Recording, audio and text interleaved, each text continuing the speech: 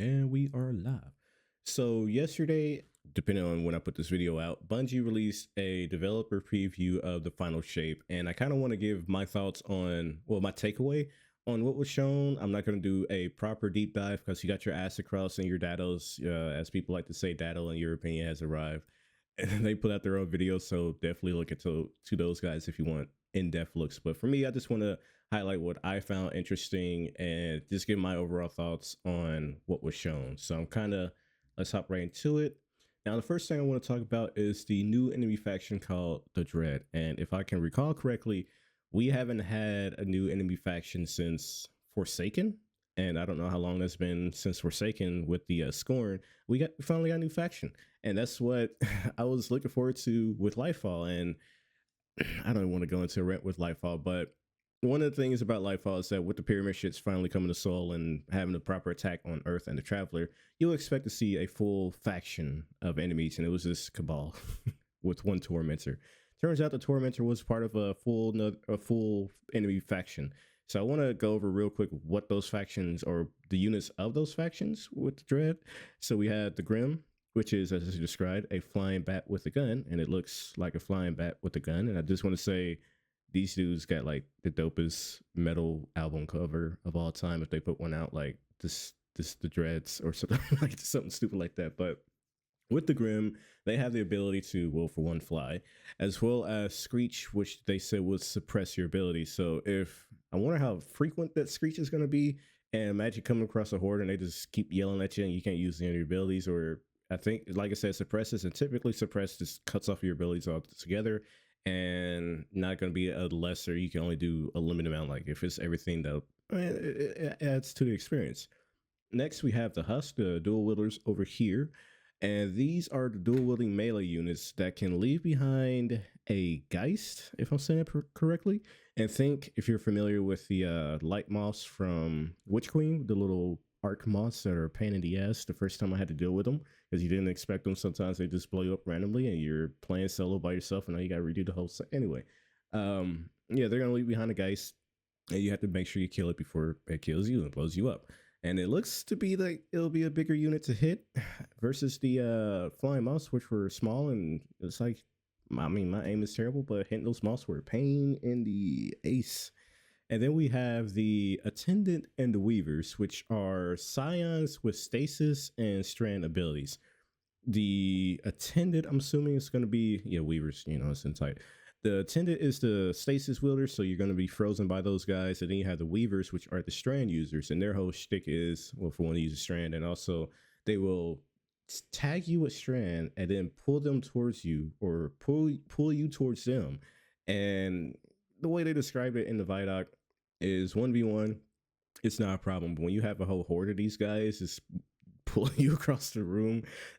I hope there's like a strike specifically designed with that idea in mind, where you're just getting tugged around, which I'm sure will be a nightmare in Grandmasters, depending on like where you're at.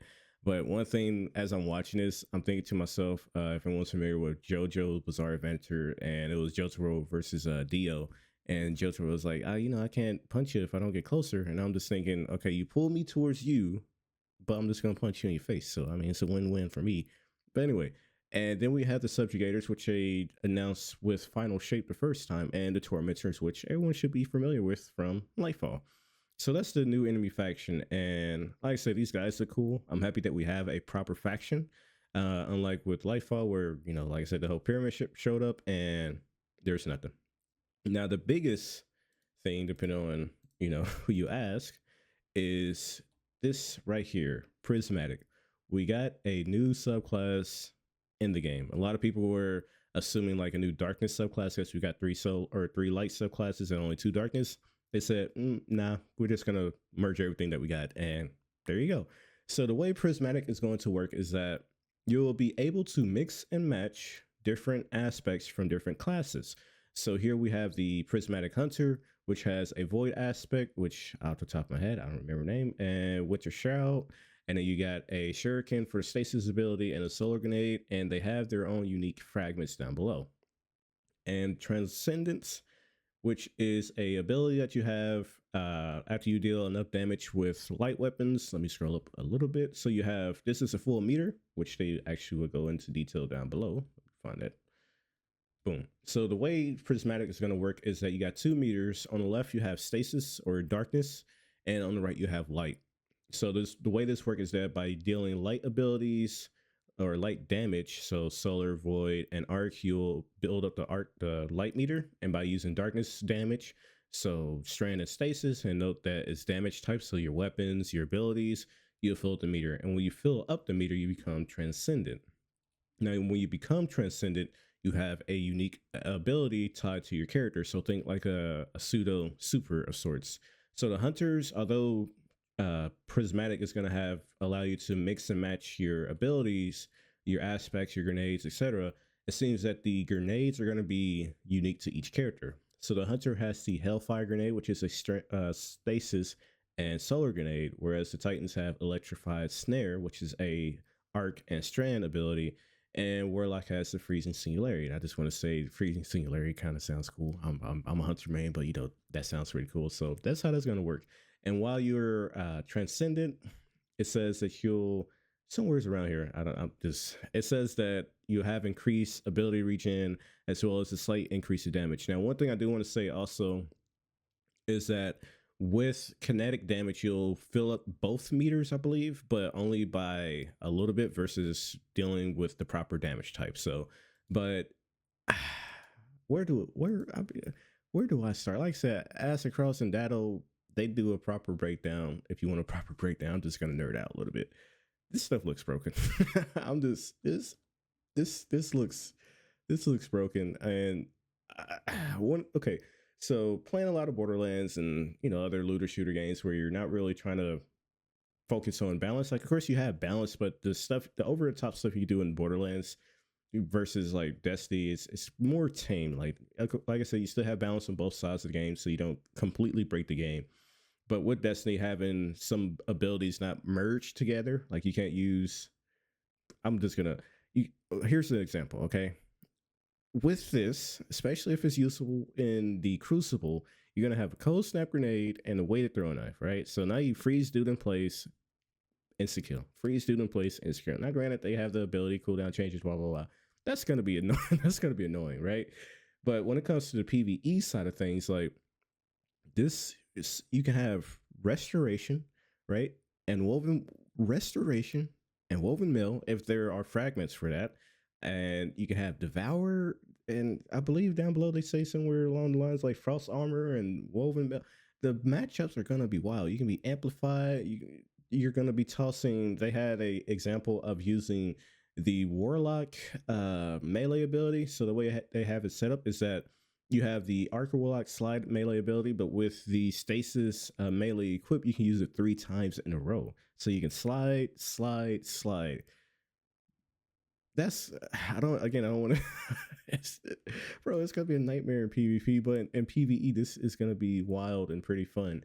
Now, my question I do have is, are we gonna have access to all the supers? Now, I have the starting listed down below, and they explain that as you progress in the campaign, you're going to be able to unlock your fragments and aspects as you progress further through the campaign. So I hope that you can use other super abilities as well. I know some people say, hey, this is a nerf to Well of Radiance because they don't have Well of Radiance listed here, but I'm just like, that will suck, because then you're like stuck. You won't be able to use Blade Barrage on the Hunter. You're stuck with Marksman.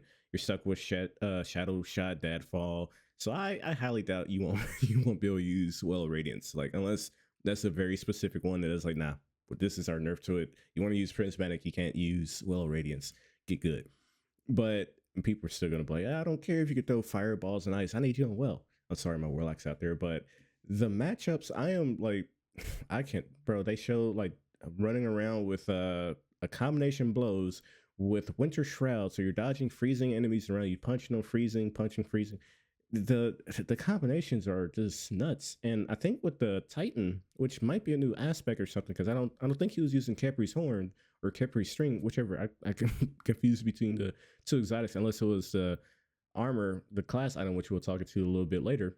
But he was able to toss up a barricade, which shout out, if I'm recalling correctly, shout out a strand wave, a shout out ice barricades, and a solar wave. So I'm just like, bro, you doing all this, like the stuff you can do that you might be able to do with prismatic is nuts. Now that I geeked out a little bit of the possibilities, like I don't want to make this video too long to where I do like a full breakdown of what may be possible and the crazy things that happen. But some notes I have just to bring myself back in line is that how open is this going to be? How free is this going to be, allowing you to mix things up? Because the question naturally goes to, okay, so why would I ever use a mono subclass? Why would I ever just use solo purely with, or solar purely with solar, arc purely with arc, and so on and so forth? So again, with prismatic having its own aspects, maybe that's a reason why maybe, extending restoration, for example, is exclusive to solar. So you'll be able to use, they have the melee ability fragment there. But if you want to use, like I said, if you want to have restoration extended with the Ember Empyrean, I believe it is, you won't have that as exclusive to solar. And that's fine, in my opinion. You still want to have some reason to use the mono subclasses, because otherwise, why would you ever use solar when you can use solar and void and strand at the same time? Now, just a little side note here for myself. Does this mean that harder to pack is kind of back? Think about it. You use the hunter solar aspect. I forget the name of it, but essentially you get 3 stacks that give you increased reload speed and handling for all your weapons, and you're using void, so you're going invisible, and you're using tether. So you kind of got your harder to pack back after so long when they got rid of it with Witch Queen. So it's a lot. Now, the last thing that I want to talk about. So here we got the exotic class items. Now, with the exotic class items, the way these work is that you have 2 columns to work with, where you have 2 exotic abilities from other exotic armor pieces. What I mean by that? So they showed, I believe, a clip of a Titan having Ophidian aspects, which is a Warlock gauntlet to allow you to have quicker handling for your weapons. And then I think it had Feast of Light, which is the Star Eater scales, which increases your super damage based off of orbs of power that you pick up. Now, one thing to note with the exotic class items is that only a part of the exotic class item is going to be available, or only a part of the exotic class armor is going to be on the class item. So again, with the Ophidian aspect, if you're familiar with the gauntlets on the Warlock, is that you get improved handling, as well as I think airborne effectiveness and ready reload speed and ready free weapons, right? With Star Eater skills, you get more super energy from aura pickups. You get to overcharge your super, as well as recover health and get an overshoot when casting your super. And as I said, with the Vidoc here, with the class item, they only show gain bonus super energy or super damage with the Star Eater perk and better weapon handling with the aspect. So you still have your incentive on using a proper super or ability armor, exotic armor piece. There we go. Versus mix and matching with the class item. But again, depending on what's available, that's still powerful. Like, that's still very powerful in terms of, hey, you can use all these other, and let me make sure I'm not being too loud yelling into my microphone. But in terms of being a mix and match, now my question also again is, you have, and the best comparison I could say is with the Star Eater example that they put is, will the super ability be equal to the other class armor?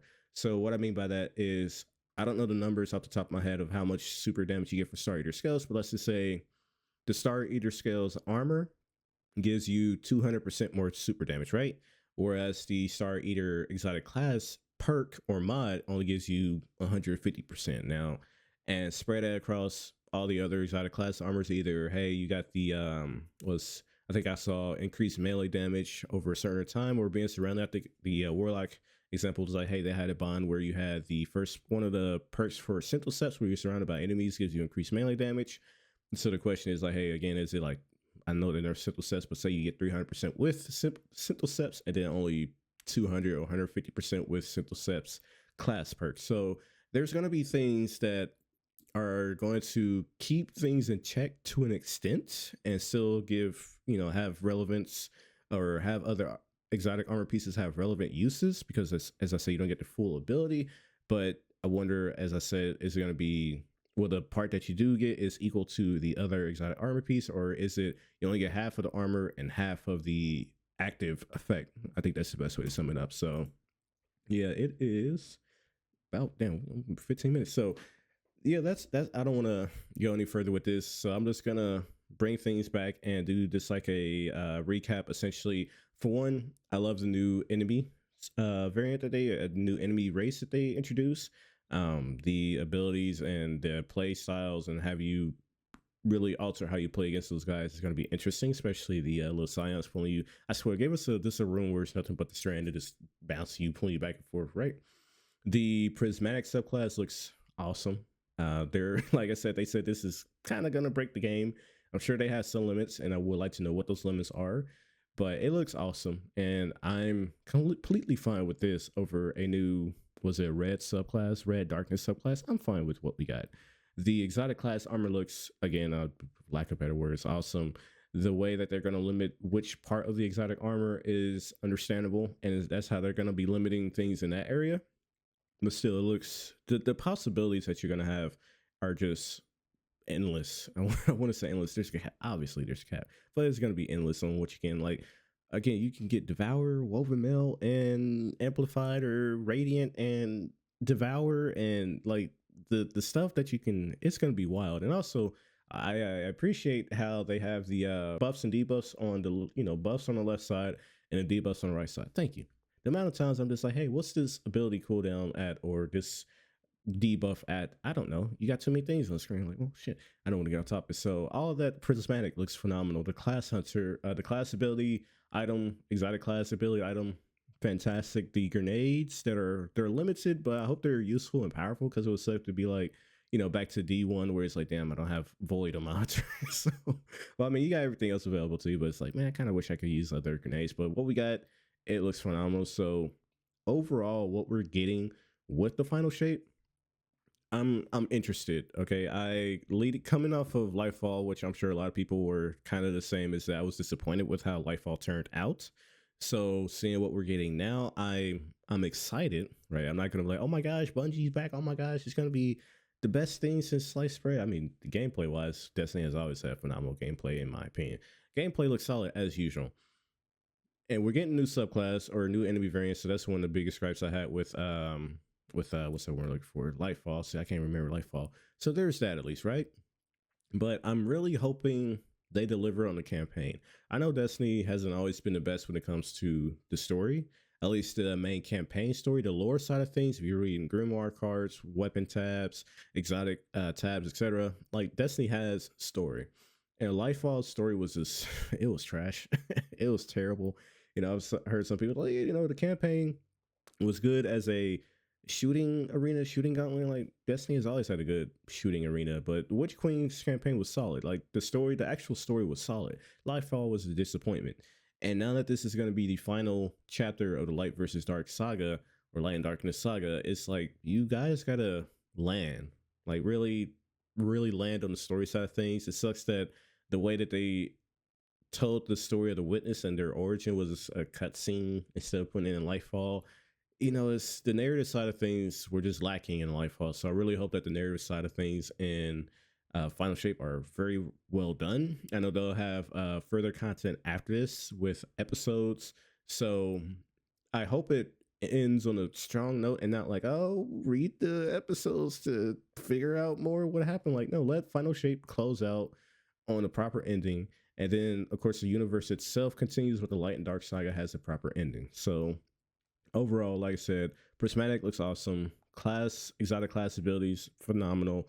I just hope the narrative lands very, like it lands. I'm not expecting to be blown away from, like think of the best story games out there, but I want a proper conclusion and something that feels like it was worthwhile, especially all this time. So that's about it. All right, and one last thing that I almost forgot to mention is, will Bungie approach their DLC situation differently? And what I mean by that is, say you have a returning player and they're like, oh, Final Shape looks phenomenal, this, that, and the third, Prismatic looks awesome, but you got to get Beyond Light so you get Stasis, you got to get Lightfall so you get Strand, and I'm just like, man, that's and then you got to get Final Shape for everything on top of that. So that's going to be a tough pill to swallow for anyone that's interested in Destiny. If you're this late into the game and you're like, oh, Destiny, I want to hop into, or you're just a returning player. So I noticed that no one's, at least the people I personally listened to, haven't really mentioned that. So I just wanted to point that out here. So I don't know, like for the hardcore guys such as myself, in terms of who's just been playing and buying all the DLCs, not a problem. But for returning players, just to understand that had the full access of Prismatic, you gotta drop a couple hundred a couple $100 to get full access, more like 100 plus or something like that, not like $200. I know they had the Legacy collection on sale not too long ago. A friend of mine's bought it. So but I am curious on if they're going to address that, or if that's just going to be one of those pain points that Bungie tends to find themselves in, where they don't really figure out a way to, let's say we're looking for, please the consumer in a proper way, you know? So I'm curious if they're going to address that in any type of way, but that's about it in terms of the last thing I forgot to mention. Yeah, this is first time on Facecam and whatever. So, like I said, if you want proper details on everything, check out the developer Vidoc, as well as the developer posts, blog posts that they put on Destiny or Bungie, or watch Daddle or Ask Across. You know, Daddle, as people say, your opinion has arrived. As people in the comments let it say, it's like, yes, my opinion has arrived, and it's the response to that video. So we're gonna wrap it up here, and yeah, that's about it. Deuces.